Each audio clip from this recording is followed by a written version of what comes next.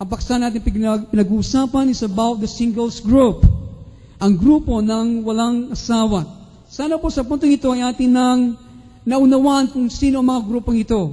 Hindi ang literal na mga tao na walang asawa ang ating tinutukoy, kundi ang mga grupo na walang asawa spiritually, na hindi naikasal sa ating Panginoong Jesucristo.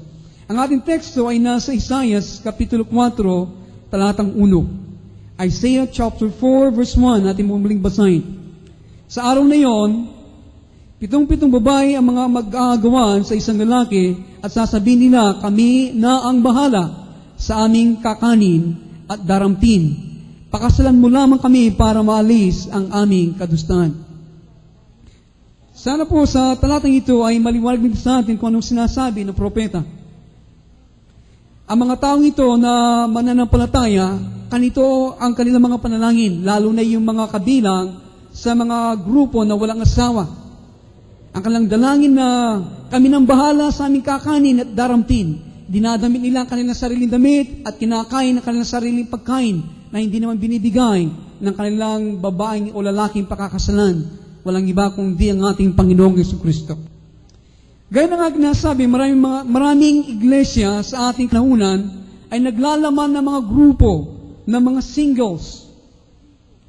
Ang mga singles group na ito ay binubuo ng mga lalaki at mga babae, mga Kristiyano, mga nagpahayag ng pananampalataya kay Kristo. Subalit, hindi sila nakipag-isang dibdib sa ating Panginoong Jesucristo. They are not married to our Lord Jesus Christ. We have read in Romans chapter 7 verse 4 na sinasabi na tayo ay namatay sa kautusan ni Moises at tayo ngayon ay dapat may kasal sa ating Panginoong Jesucristo. At alam natin ang talatang ito ang siyang pinaka-puso ng bagong tipan. The heart of the new covenant is the marriage to the Lord Jesus Christ. Sana po ito ang maghari sa ating mga puso. Habang binabasa niyo ang love letter ng Panginoon, which is the New Testament and the Old Testament, ay sana habang kayo nagbabasa nito, para bang nangungusap ang kasintang lalaki at kanya sinasabing laman ng kanyang puso. At ang kanyang nais ay ang ating pakikipag-isang dibdib sa kanya. Our marriage to the Lord Jesus always brings forth His image in us. Lagi po, kapag tayo ay nakikipag-isang dibdib sa ating Panginoon, ito po ay para malikas sa atin ang kanyang wangis. Jesus did not come to forgive the guilt of the sin of the world.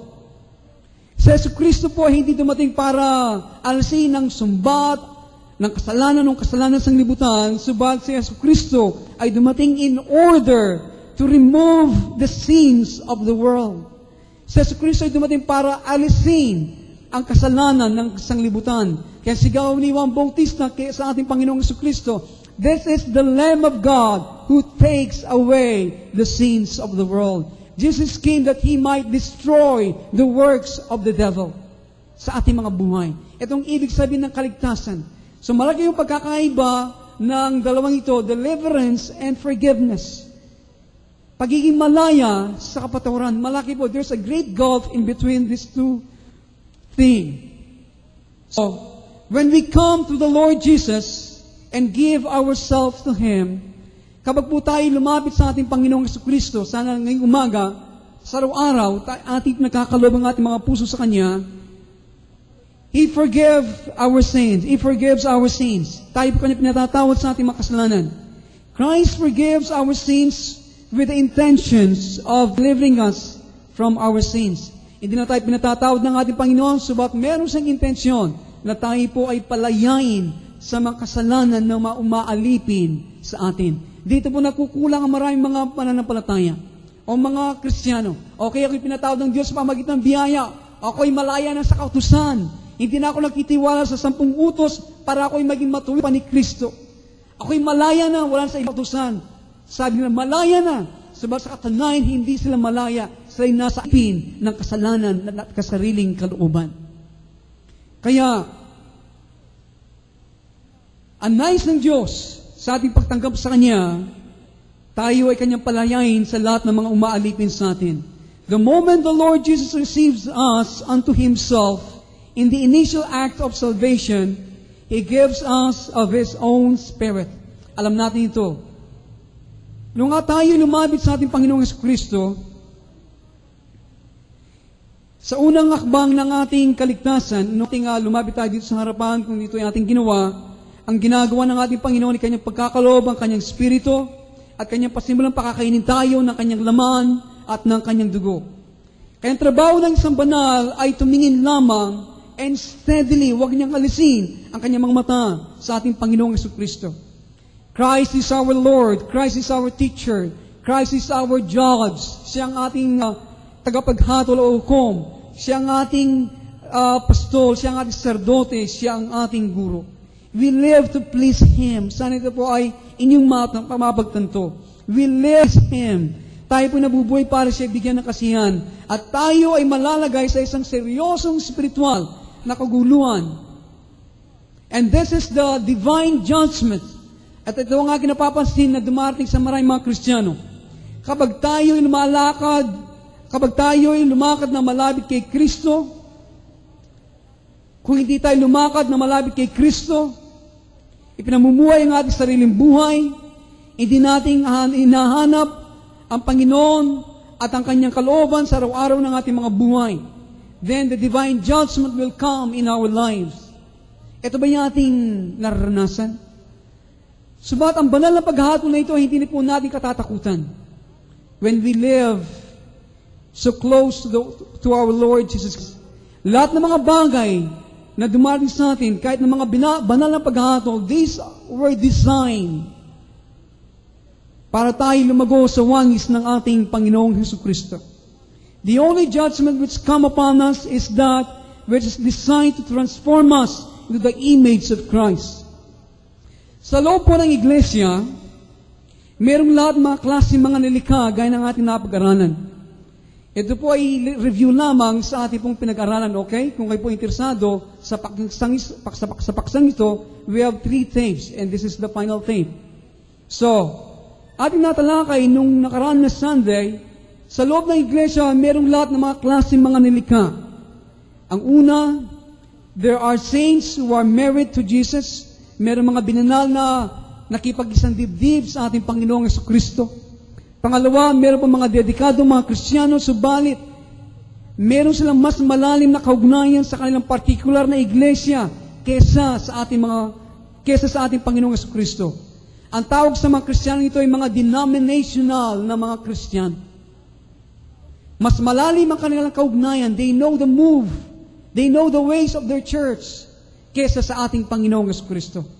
Ang pangatlong bilang ng mga grupo ng mga tao sa loob ng iglesia ay tinatawag natin ang mga lawless, mga genuine tares, mga tunay na mga damo. Ito ang mga tao na mapagbigay sa hilig ng mga laman, ilig ng laman. They are sensual and self-rule. Ang kanilang sarili siya naghahari. Ang pangapat ay ang mga natitira mga miyembro ng iglesia ay kabilang sa mga mixed multitude. Kabilang sa mga pinaghalong mga tao sa loob ng iglesia. Sila po ay namumuhay sa ilang bahagi ng kanilang buhay sa sanglibutan at sa ilang panahon naman namumuhay sila sa ating Panginoong Jesucristo sa kanyang kaharian. We are seeing many Christians inside the church like this. They belong to the mixed multitude. Isang araw sa kaharian ng Diyos, isang araw sa sanglibutan. Kaya ang mga denominational Christian, ang mga tares, ang mga sensual, ang mga mixed multitude are the spiritual singles. Ito ang mga grupo ng mga walang asawa. Mga denominational Christians sa loob ng iglesia, ang mga damo at ang mga tao na pinaghalo. Sila po'y kabilang sa mga grupo na walang asawa. They are not married to Jesus Christ. Sila po'y nakikiapit sa mga iba't ibang klase ng mga espiritu ng sanglibutan. Kaya kung tayo po nakikiyapid, do you know what the meaning of fornication is? Ang pakikiyapid po ay tayo ay nakikisama sa kanila. Gaya po, merong tinatawag na fornication, kung dalawang walang asawa, ba't lalaki sila nagsasama, that is fornication. Yun ay kasalanan ng pakikiyapid. At sinasabi sa Revelation 21, ang nakikiyapid ay walang bahagi sa kaharian ng Diyos. Kagabi po kami po ay nakipagkasal sa anak ng ating kaibigan na pastor sa Calvary Temple. Ako po ay humanga sa mga makabiyak na ito. Ang isa po ay foreigner, Amerikano, ang babae po ay anak ng pastor nating kaibigan. At nasabi nung ang tawag dito, reception na, ay nireveal kung ano kanila love story. At alam niyo po ako humanga dahil ang kauna-una na mahalik ang babae ay rin sa araw na pinaintulutan ng kanyang ama ang lalaki na kanyang alikan, ang babae ito. Nung kasal din yung kagabi lang. For how many years? Nagsasama sila. Doon lang gabing yun, ang nagkasal po sa kanyang ama, pastor. At sabi niya, you may kiss the bride, my daughter. Subalit, sa mga binata at mga lalaki at mga dalaga, sana ito po ang ating pagpunigan. Okay? So, ang mga, tahimik po tayo. Ang mga spiritual singles, sila po ay nakikiyapid sa mga iba't ibang mga klase ng mga spirito ng sanglibutan. Nagkaroon sila ng kaugnayan sa mga babae. Nagkaroon sila ng kaugnayan. They have defiled themselves with women. Ang ibig po sabihin ng mga babae dito ay hindi po mga literal women. Babae tinutukoy dito ay mga gaya ng aking nabanggit. They speak symbolically, ay sila po ay nagkaroon ng kaugnayan sa tao, sa mga grupo ng mga tao, sa mga bagay, at sa mga espiritu na hindi mula sa Diyos. Ito mga babae na nagkaroon ng kaugnayan, ang mga spiritual na mga singles na ito. Kaya ang ibig sabihin na kapag tayo nagkaroon ng kaugnayan, bigyan natin ng mas mahalaga. Kaya napaganda ng awit na ating inawit. I will serve no foreign God. I will serve no foreign God. Hindi ako maglilingkod ng ibang Diyos. We will only serve our Lord Jesus Christ. Kaya, they worship and serve the Creator rather than the Creator. Ang mga spiritual single na ito, kanila pong sinasamba at pinaglilingkuran ang mga nilikha kesa ang lumikha. They are the true bride of the Lamb. At hindi po kanila, they did not defile themselves with such women. Sinasabi po sa Revelation 14:4, because they are virgins. Ang mga taong ito ay sila po ay mga birhen. Ang ibig sabihin sila po ay nalinis at sila ay naging walang kapintasan sa harapan ng ating Panginoong Jesucristo. Atin po napag-usapan ng talinghaga ng trigo at ng damo. Ito po ay nakasulat sa Ebanghelyo ni San Juan, Kapitulo 13. Ang mga trigo, kung inyo pong babasahin ang talinghagang niya ng the tares and the wheat, ito po yung ating natalakay, ang mga trigo ng ating Panginoon ay binubuo ng mga tao na nakipag-isang dibdib sa ating Panginoong Jesucristo. Ang mga damo ay mga tao na hindi naikasal sa ating Panginoong Jesucristo. Sa kasalukuyan na oras, ang mga trigo at mga damo ay pareho pong lumalaki na magkatabi sa loob ng iglesia. Parehong lumalaki. Sila po ay magpapatuloy lalago hanggang ang araw ng paghahatol ay darating. Sa araw po ng Panginoon, ito pong araw ng paghahatol, ang kanya pong mensahero, sinasabi po sa talinghagang ito, ay lalabas at kanila pong hiwalayin mula sa kaharian ng Diyos ang lahat ng mga tao na hindi naman totoong naikasal sa ating Panginoong Jesucristo. Sa kasalukuyan, ang mga trigo at ang mga damo ay pinaghalong magkasama sa kaharian ng Diyos. Halo po sila. Dahil po itong nangyari sa talinghaga kung niyo pong babasahin. Kaya sa pamagitan nito, ang Panginoong Hesus ay hindi darating sa kasalukuyan ng oras. The way of the Lord has not been prepared yet. Hindi siya makadating sapagkat ang daan ng Panginoon ay hindi pa nakahanda. The holy and the filthy are joined together in the Lord's churches. Ang marurumi at mga banal ay nakahalo po, pinagsama sa iglesia ng Panginoon. The wife of the Lamb is called without blemish. Ang babaeng pakakasalan ng ating Panginoong Kristo ay tinawag na para maging walang kapintasan. Ang kanyang kagandahan ay nagdudulot ng napakadakilang kagalan sa puso ng ating Panginoong Kristo. Alam niyo po kapag aking nadama at nadidig ang salitang puso ng ating Panginoon, lumulundag po ang aking puso. Lalo na kapag sinasabi, lumulundag, nagagalak siya, kapag nakikita niya ang kanyang babaeng pakakasalan ay naalis sa lahat ng kapintasan. Siya po ay lubos na nagagalak. Subat, ang nakakalungkot, it is not so today. Hindi po ito nakikita sa kasalukuyan. There are spots among us. Marami tayong mga bilog na mga matya sa mga damit natin sa kasalukuyan. They must be removed. Ang mga bagay na ito ay dapat maalis. Kaya, the divine fire, ang banal na apoy ng Diyos, which even now is coming upon us. Sa marami sa atin, ay atin ang nadadama. Ang banal na apoy na ito,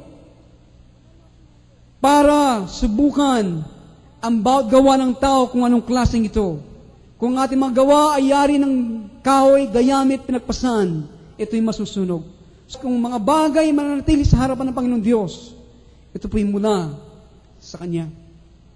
Kaya, marami pong mga paraan, listen, marami pong mga paraan ang Diyos para Kanya pong mabawasan ang bilang ng mga Kanyang Gideon's army. Marami siyang paraan. Kung niyo pong babasahin kasaysayan ni Gideon's, sa Old Testament, noong ang bansang Israel po isasalakayin, iniutos ng Diyos sa pangunguna ni Gideon, ang mga karatig mga bayan nila, mga Pilisteo at mga Kalineo, tumawag ang Diyos sa buong Israel na mandirigma at lumapit ang libo-libo. Pero mayroong paraan ng Diyos mula sa mga lumapit na mga dirigmang ito ay kanyang binawasan hanggang nanatili ay ilang daan lamang.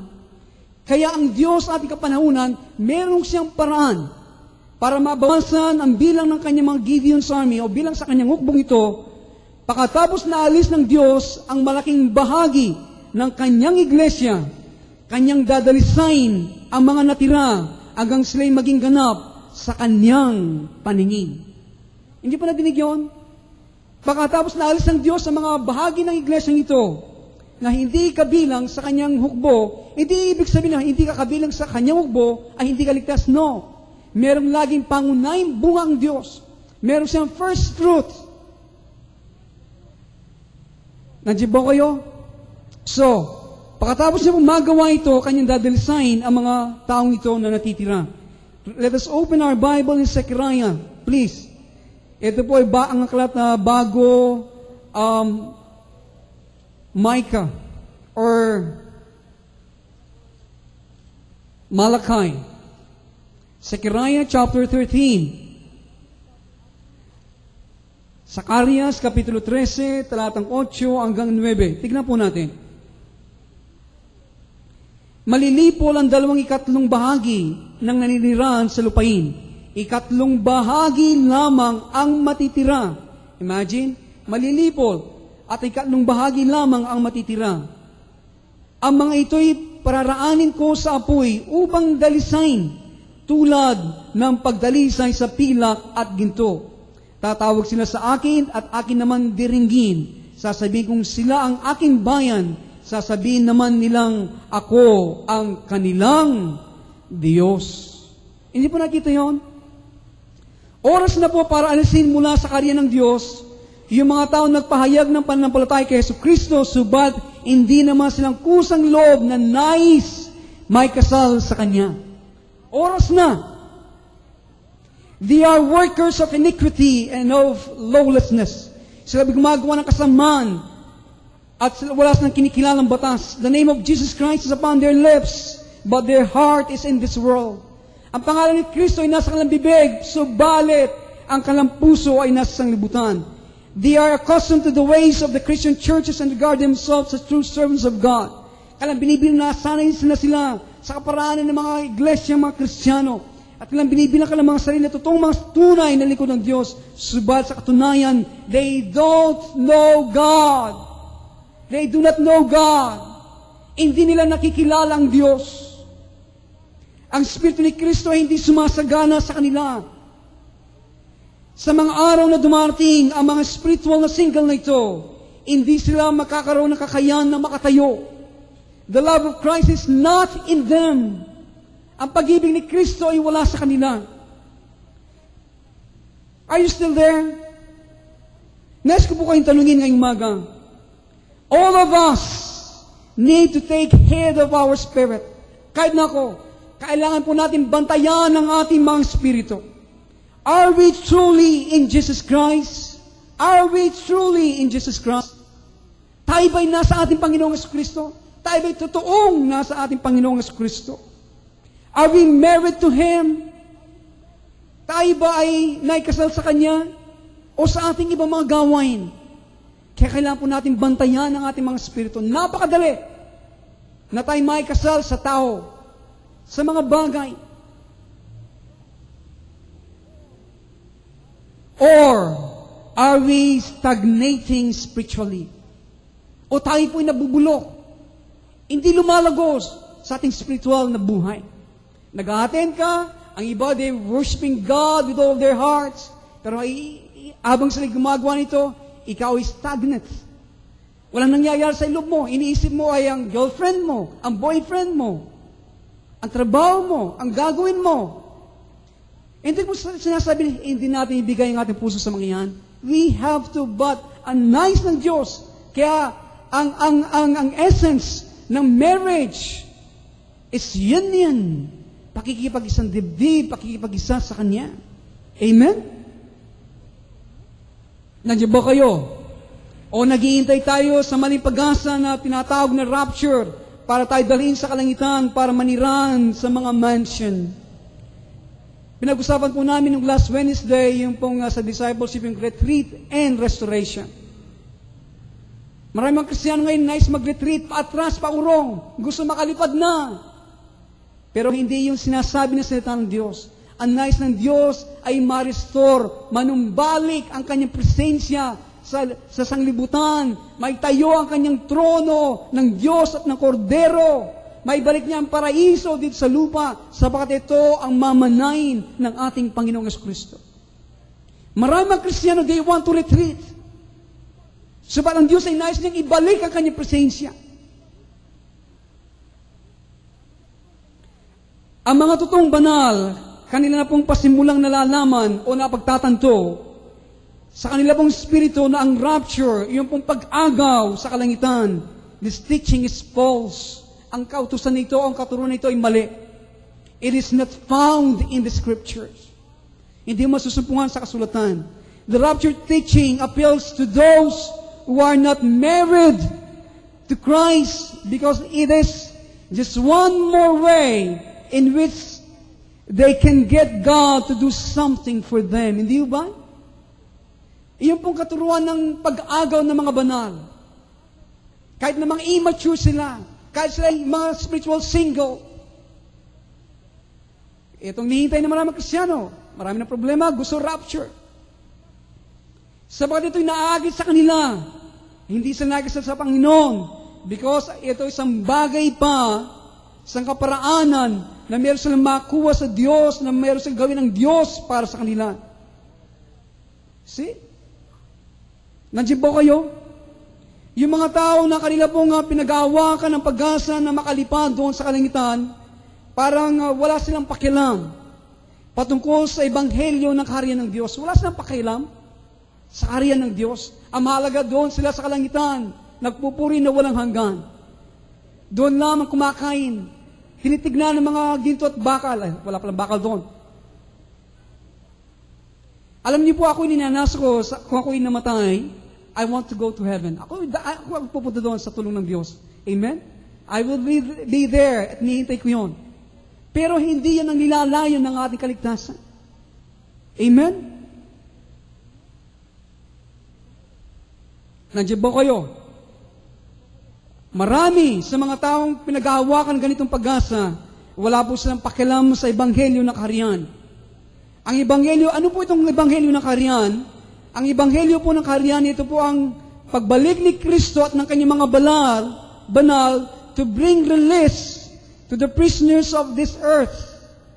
Hanggang sila'y mga singles nito, hanggang sila'y komportable, okay lang sa kanila, Satan can inherit Christ's inheritance, the earth and its people. Ito po mga spiritual singles. Yung may ganitong pag-asa, ma-rapture, pinag-aawakan ng ganito, okay lang sa kanila. Namanayin ni Satanas ang mga bansa sa sanglibutan na mamana naman ng ating Panginoong Kristo. Ito pinakasulat sa Psalm 2:8, Daniel 7:14, 22, Romans 8:19. Ang Panginoon po ay nangungusap sa kanyang totoong banal sa kasalukuyan. Ito po ang mga taong totoong naikasal sa kanya. Siya rin po ay nangungusap sa mga taong lumalakad sa bawat araw na may taimtim na pag-ibig sa kanya. At sa mga taong nakikipag-fellowship, nakikipagpulong sa mga ibang mga taimtim na mga Kristiyano. At ang kanila pong pinag-usapan ng kanilang mga first love, which is the Lord Jesus Christ. Ang kanilang pinag-usapan ng kanilang first love, walang iba kundi ang ating Panginoong Jesucristo. Ang mga ganitong mga tao, they are God's jewel. He knows them by name. Hindi ba kayo nag-aalak doon na kayo alam ng Diyos ang ating mga ngalan? Merong dumarating na matinding pagyayanig sa lupa at sa kalangitan. Mayroong dumarating.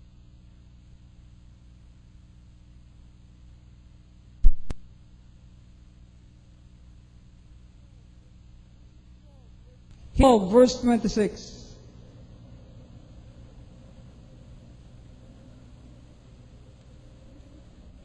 Niyanig ng tinig niya ang lupa nung araw.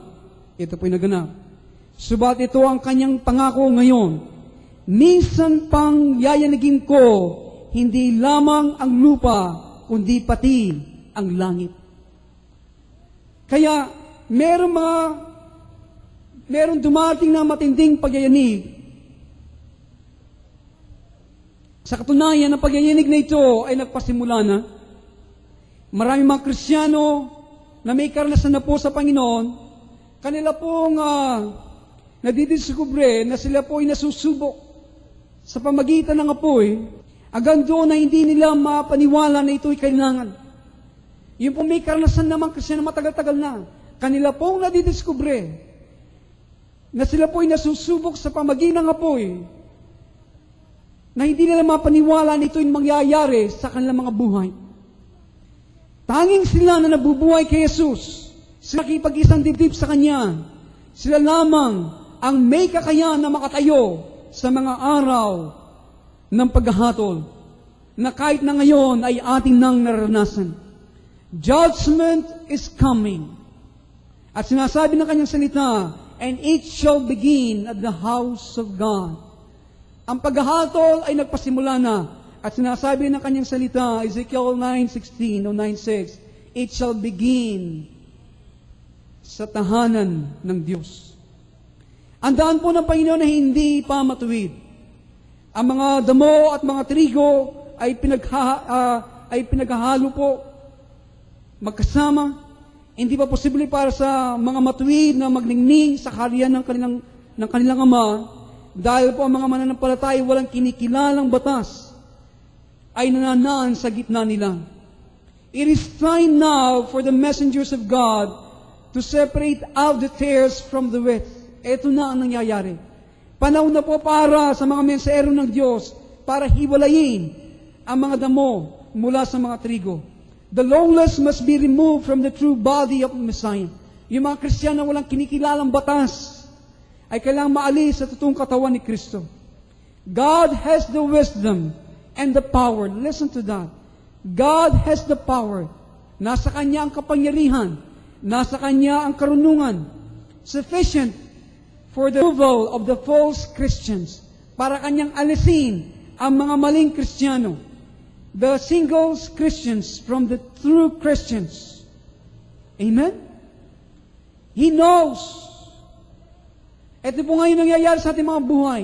Kaya ganyan nangyayari sa ating mga buhay, kaya nasabi, they are not accidents. Circumstances are designs. Kahit na minsan ng ating mga kaibigan, ngayon kaibigan mo sila, bukas hindi na.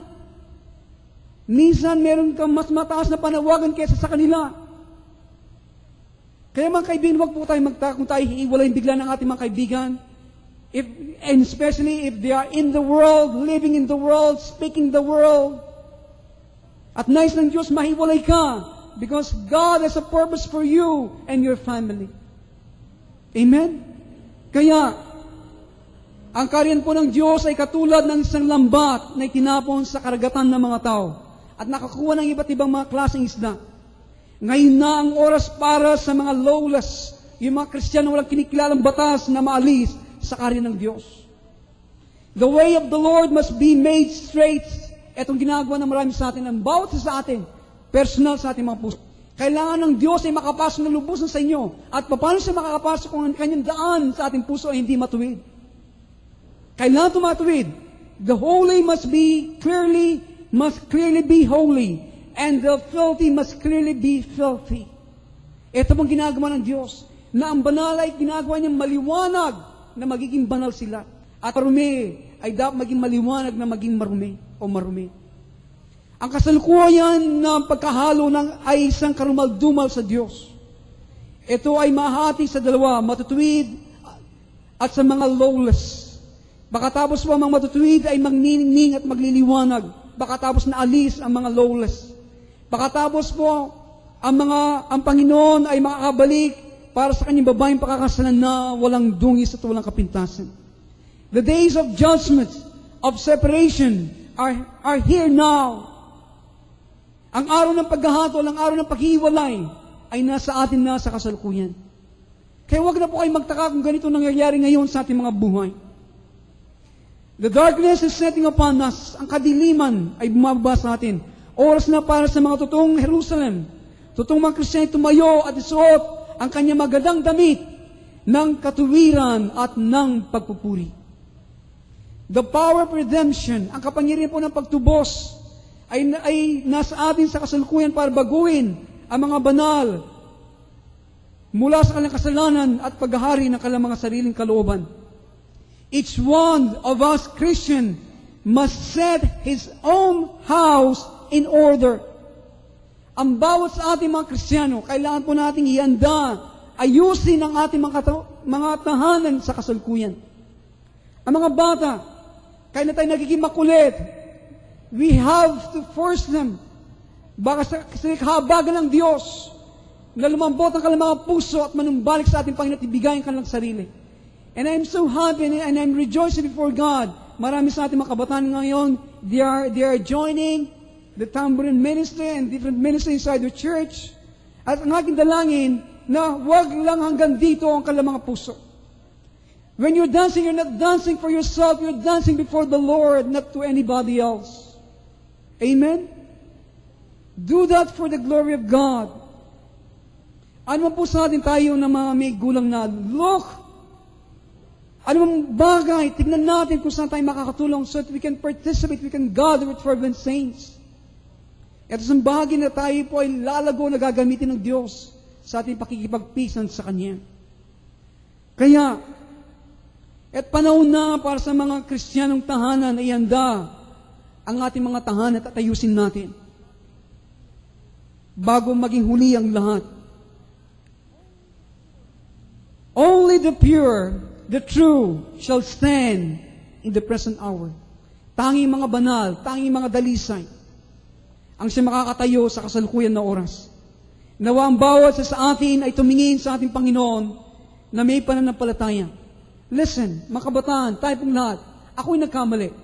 Marami na kaming mga kapalpakan sa nakaraan na hindi ka nais-nais sa Diyos.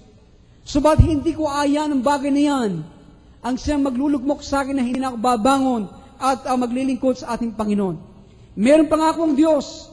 Sino man lumapit sa Kanya humingi ng kapatawaran. If we confess our sins, He is faithful and just to forgive us and to cleanse us from all our unrighteousness. Kung tayo ay ating ipapahayag ng ating makasalanan sa Kanya, Siya po'y tapat at banal at tayo patatawarin sa lahat ng ating makasalanan at kalikuan. Lumapit tayo sa Kanya na may pananampalataya. Huwag niyong hayaan ang nakaraan ay magpaalipin at alisin ng inyong kagalakan sa Panginoon. Magpunyagi kayo. Okay? Magpunyagi. Ngayon, inahatulan tayo ng Diyos. Inahatulan tayo mga kabatan, tayong lahat, sa pamagitan ng Kanyang mga salita. Subalit ang paghahatol na ito ay magdadalisay. These are designed for us to make us holy and to be cleansed by the blood of the Lord. Kaya huwag niyong hayaan ang espiritu ng paghahatol na ito na minsan binabaliktaran tayo ng ating kaaway na, ito nga kinagawa, hindi ako karapat-dapat sa Panginoon. No! Buksan ninyo ang inyong kaisipan. Kaya tayo inahatulan ng Diyos para gumising tayo. Zion is asleep now. Natutulog ang Sion, kaya kailangan tayo gumising.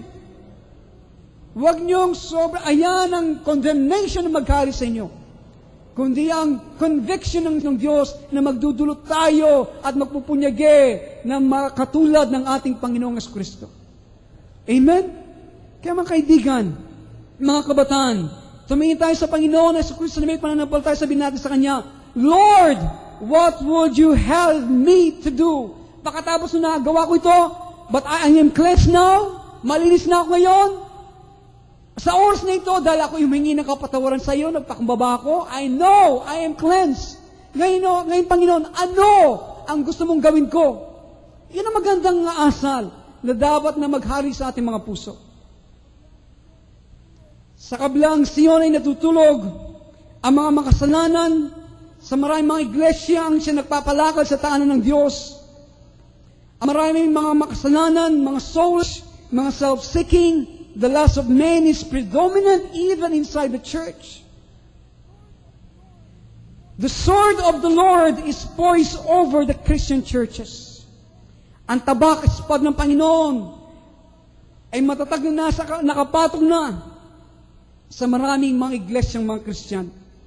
At sa mga bansa na sumusuray sa pita ng laman, ng karahasan, ng paglalasing dahil hindi nila nakikita o makita ang katuwiran at banal na Kristo na nagliliwanag sa mga iglesia.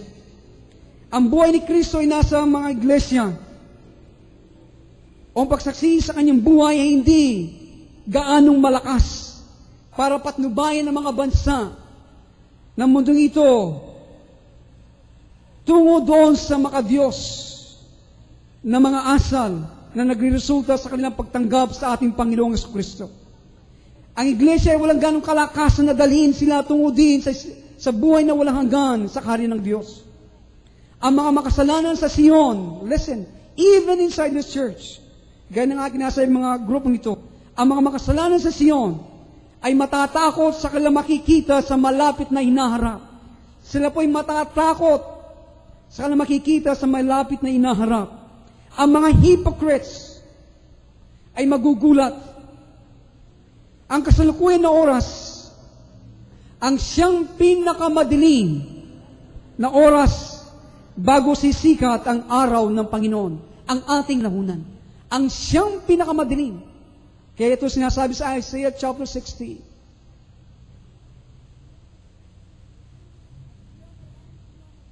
At sila na tunay na nabubuhay sa kanilang pakikipag-isang dibdib, sa kanilang pakikipag-isa sa ating Panginoong Jesucristo, ang magkakaroon ng kakayahan para labanan ang naglilinglang na espiritual na kadiliman, na kahit sa kasulkuyan ay nananatiling bumababa sa maraming mga mananampalataya. Ang ating pong kasalukuyan,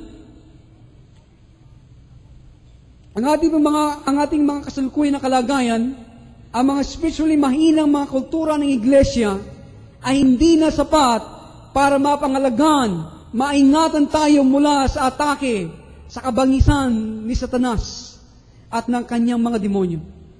Ang kasalukuyan na kultura ng iglesia ngayon. Ano pong kultura ng iglesia ngayon? Ang iglesia, ang kanyang kultura, ang kaparanan para siyang mabuhay, Ang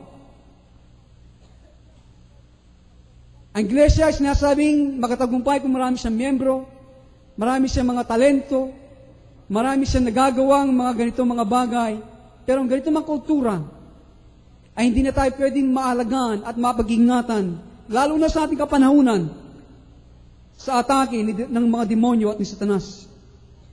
Ito ang araw na sinasabi ng mga propetang mga Hudyo ay dumarating sa atin. Who among us shall walk with the devouring fire of Israel?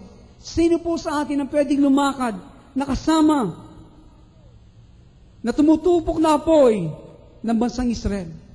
Sino po? Tignan po natin kanyang katangian, ang kanyang katangian. Isaiah chapter 35, listen. Ating pong basahin ang talatang ito. Ito po ang mga tao na karapat-dapat na lumakad kasama ng apoy ng Diyos na ito ng Israel. Walang iba kundi ang ating Panginoong Jesucristo. Isaiah chapter 35, verse 15.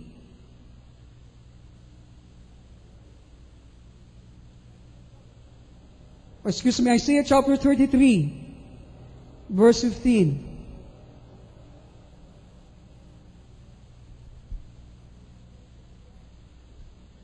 Isaiah 33, verse 15.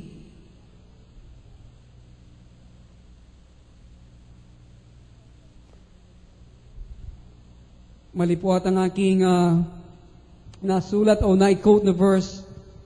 Gayun po man sinasabi po na yung mga tao na pwede lumakad dito, yung mga tao na may malinis, 33 verse 14, 15, mali nga kinasulat. So, let's open our Bible there.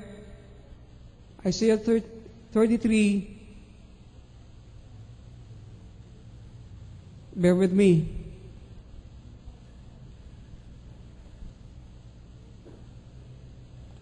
(14 and 15). Ayun. Nanginginig sa takot ang mga makasalanan sa Sion. Sabi nila, parang apoy na hindi namamatay. Ang parusa ay gagawin ng Diyos, sino ang makatatagal sa init niyon? Ngunit maliligtas kayo kung ang sinasabi ninyo ay ginagawa ay tama. Huwag ninyong gagamitin ang inyong kapangyarihan para linangin ang mahirap. Huwag kayong tatanggap ng suol. Huwag kayong makikisa sa mga mamatay tao o sa magumagawa ng kalikuan. Ito mga tao na binabanggit sa atin, etong pamantayan ng Diyos sa fellowship sa kanyang sarili ay hindi po nagbabago. Ang spiritual singles, hindi posible na kanila pong magawa ang ganyung mga pamantayan na ating binasa kung mga ugali. Only those who are married to the Lord Jesus, sa kanila na patuloy na siyang kumikilos at gumagawa. Sila'y nababago hanggang ang matutuwid at banal na kaparaanan ng Panginoon ay nakikita sa kanila. The married performs the God's law by nature. Ang mga taong pinakasalan ng ating Panginoong Jesucristo, kanila pong ginagawa ang kautusan ng Diyos na likas na sa kanilang. Hindi na sila napipilitan, likas na eh. Okay? Kapag likas na ginagawa, ang ibig sabihin ay nasa programa na, nasa sistema na niya ang paggawa sa kalooban ng Diyos because the righteous one, Christ Jesus, being created in them and is dwelling in them. Most of the church are in the valley of decisions today. Ito po siguro kalagayan ng marami sa atin. Napakaraming mga tao ay nasa lambak po ng desisyon. Ang araw ng Panginoon ay malapit sa bawat Kristiyano na pupwersa na gumawa ng desisyon. Siguro na sa atin, ng bawat sa atin, shall I give myself to Jesus? Aking bang ibibigay ang aking sarili sa aking Panginoon? O kaya, ang ganitong problema, na tayo ngayon ay dinadala ng Diyos sa lambak ng kapigatian, sa lambak ng desisyon. We have to make a choice. Pero sinasabi rin siguro ng ilan sa atin, ang ganitong problema hindi gano'ng magtatagal, lilipas din, pagkatapos ako'y magpapatuloy sa akin na kaugalian buhay, nakasentro lamang sa aking sarili. Yung mga mananampalataya na patuloy na iniiwasan ng krus, sila'y matatangay palayo mula sa karya ng Diyos na hindi nila namamalayan na ito ay nagaganap. Kaya meron kanya-kanya tayong krus na pinapasan, pero kapag ito yung ating iniiwasan, unti-unti, tayo napapalayo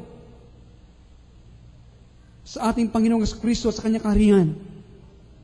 Hindi niyo po iba yung napapagtanto? Bakit ang krus ay kailangan?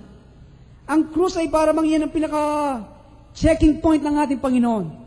Kung ikaw ay nagpapabayana sa iyong buhay, ang krus ay lagi nandiyan, pinapapasa ng Diyos. Kapag ang yung krus ay lalong bumibigat, ang nangyayari, ikaw ay napapalood. Hindi ba? Kapag ikaw ay napapalood, ikaw ay natututong manalangin, naghihintay, nagtsitsaga, napoporma si Kristo sa iyo. Kaya kapag iniiwasan mo ang krus, tinatakbuhan mo, ang mangyayari, ikaw ay napapalayo sa hari ng Diyos. Sapagat ikaw naman ay hindi natututong manalangin. Buri mo. So, yan ang ginagawa ng Diyos sa atin. They are worthless to God and to men. Yung mga taong ganito, wala silang kwenta at kabuluhan sa Diyos at sa tao. Sila dapat lamang para isuka mula sa bibig ng Diyos. Sila ay napinili nilang may kasal sa ating Panginoong Kristo ay dadalhin sa matinding pagtutuwid at maapoy na pagsubok. Imagine, ikaw na pumili na sumunod sa ating Panginoong Kristo na all the way sa kabila natin, pinili mo na siya. Ang gagawin pa ng ating Panginoon, ikaw ay kanyang dadalhin sa matinding pagtutuwid at maapoy na pagsubok. Gayunpaman, ang tinig ng Panginoon na nagbibigay ng kaaliwan ay darating sa kanila. Inyo bang naranasan yon? Ang kanyang tinig nagbibigay ng kaaliwan ay inyong naranasan. Ang kanyang presensya ay magbibigay ng lakas sa kanila. Sapagat they are His bride, they shall shine forth as the sun in the kingdom of their Father. Ang mga taong ito, sila po ay magniningning parang araw sa kaharian ng kanilang Ama. Kaya let me finish in this verse, Zechariah 14:21. Let the bride, the virgin of daughter of Zion, rejoice. Her Lord is coming, skipping upon the mountains of spices. But there shall be no more the Canaanites in the house of the Lord of hosts. Sa ibang salin po, hindi ganang maliwanag ang aking binasa, pero napakaganda ng ating binasang talata. Let the bride, nawa ang babaeng pakakasalan ni Kristo, ang mga birhen na anak na babae ng Zion, ay magalak, sapagat ang kanyang kasintaang babae o lalaki, ang Panginoon ay dumarating, lumulundag sa mga bundok na ito. At sinasabi, hindi na magkakaroon ng Canaanites, hindi na magkakaroon ng Kanineo, mga ibang lahi sa tahanan ng Panginoon ng mga hukbo. Nandiyan po kayo? Ito pong ginagawa ng Diyos ngayon sa atin, sa kanyang iglesia. Inaalis ang lahat ng mga Kanineo, mga Canaanites, in the house of the Lord of hosts. Nawa po sa mga ito ay nagbigay ng pagpapala sa atin. Nawa po huwag tayo mabilang sa mga singles group, sa mga denominational Christians, sa mga sensual, sa mixed multitude. Sana tayo mabilang sa mga grupo ng mga taong pinakasalan ang ating Panginoong Jesucristo. Amen? Tayo pong lahat ay manalangin. Thank you, Jesus. Thank you, my God. We worship you this morning. We worship you, our Lord. We worship you. Son of God, Son of God. You know our hearts, Lord. Alam mo laman ng mga puso at ang kanyang kalagayan. Kung ito'y malamig, maligamgam, mainit. Alam mo, Panginoon, at ayaw namin na kapag ang aming mga puso ay maligamgam, isusuko mo kami sa imbibig. You want us, Lord, to be burning, Lord, burning with love towards you, serving you, Lord. At ang panahon, O Diyos, sa kasalukuyan, Meron kong dakilang ginagawa. This is great shaking going on in our lives, in our personal life. Each one of us, you're bringing us, Lord, each individual ang bawat sa amin, in the valley of decision. Sa lambak na kami dapat gumawa ng desisyon. Nawa sa umaga ito, Panginoon, You have called us to this point. Sana, Panginoon, huwag namin patigasin ang aming mga puso. Sana piliin namin, Panginoon, kami may kasal sa iyo. Makipag-isa sa iyo, Panginoon, sa lahat ng bagay. Huwag kami mabilang sa mga grupo ng mga denominational Christian, sa grupo ng mga mixed multitude, sa grupo ng mga damo, Panginoon, mga sensual, self-rules. Lord, tanging kayong nakakalam kung anong tunay na kalagayan ng aming mga puso. Subalit, Panginoon, alam mong sigaw, tunay na sigaw ng aming mga puso. Kaya doon kami dinadala, Panginoon, patungo sa iyo. Doon mo kami dinadala patungo sa iyo. Kaya dinidesign mo ang maraming mga bagay nito sa aming mga buhay. Pinahihintulot mo. Inahatulan mo kami ng banal na apoy ng Diyos para bigyan mo kami ng kalakasan na gumawa ng desisyon. Nais mo ang banal ay lalo maging maliwanag na banal, ang marumi maging maliwanag na maging marumi. Subalit ang pinipili, Panginoon, na kami lalong magliwanag, magningning sa iyong kabanalan at katuwiran. Isuot ang damit ng pagpupuri at ng iyong katuwiran. Itong damit na nais naming suot. Hindi nga mga sariling damit, hindi nga aming sariling pagkain na aming kakainin, kundi ang pagkain ng iyong salita, ang pagkain ng iyong presensya, ang pagkain ng aming kaluluwa nagbibigay ng katatagan, na kami makatayo sa ng kadiliman na ngayon ay nasa amin ng kalagitnaan. Panginoon, nandito ang mga ama ng mga sangbahayan, mga ina. Help us to set our house in order, Lord. Pasimula sa akin, Panginoon. Tulungan mo kami, Panginoon, na ayusin namin ang aming sangbahayan para, Panginoon, sa iyong pagdating sa aming mga spiritual na buhay. Abutan mo kami, Panginoon, na matuwid ang daan mo, na walang liko-liko, Panginoon, at ikaw ituloy-tuloy na makakapasok sa mga kwarto ng aming mga puso. Prepare the hearts, Lord. Prepare our hearts. Now we're making a decision. What do you want us to do, Lord? Ano nais mo aming gawin? You want our heart, Lord? Aming itong ibinibigay sa iyo. And all the keys of our hearts, we're giving it to you. You want our family? It is yours, Lord. You want our jobs? It is yours, Lord. You want everything in us, Lord. Sa iyo lahat ito, Panginoon. We give it to you, Father, in the name of Jesus. We want only to be married to the Lord Jesus Christ. Ito nga amin nais may kasal sa Kanya, higit sa namang bagay. Thank you, Father. Thank you, Lord. Lay your hands upon the head of thy people today. Marami nabibigatan, marami naguguluhan, marami mga pasanin. Lord, gamitin ang mga ito, O Diyos, para sa lumapit sa iyo. And after they have known, Lord, after they have recognized the thing that they have to know, raise them up, Lord. Itayin niyo po sila na may kalakasan, Panginoon, na mula sa iyo. Thank you, Father. Magpasok ka sa aming mga puso, magpasok ka, manahan ka, ipagkalog mo ang iyong Spirito. We need you, deliver us, save us from our sins, Lord. Hallelujah, hallelujah.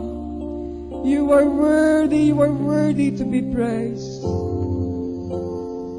Alam ko ang Panginoon ay nangusap sa bawat sa atin. Mayroong ilan sa atin na kinausap ng Panginoon. Mayroong mga bagay na tumatali sa atin na tayo nais palayain ng Diyos. Ngayon na ang panahon, mga kaibigan at mga magulang, na ating iwaksi ang lahat ng ito sa tulong at kalakasan ng ating Panginoon. mga kabataan, lahat na andito, kayong lahat na inihipo ng Diyos. Lahat ng mga bagay nasa inyong mga puso na inihipo niya, na nais niya maiwaksi ngayon sa inyong mga puso at buhay. Ilagak natin sa Kanya ngayon din. Sabi natin sa Kanya, Panginoon, sa iyo na po ang bagay na ito. Hindi ko na paghahariin ito sa aking puso. Ikaw ang maghahari sa aking puso. Thank you, Father. Thank you, Father. Please, talk to the Lord. Makipag-ugnayan kayo sa Kanya. Abang lahat ay nakapikitan ang kanilang mga mata, while every head is bowed. Iremos sande kiremos se. Yeremos sande kiremos sa. Break us, mold us, Lord. We will worship you with all our hearts. Hallelujah, hallelujah. Jesus, we love you, our Lord. Deliver us, deliver us. Lord, please come forward. Hallelujah, hallelujah.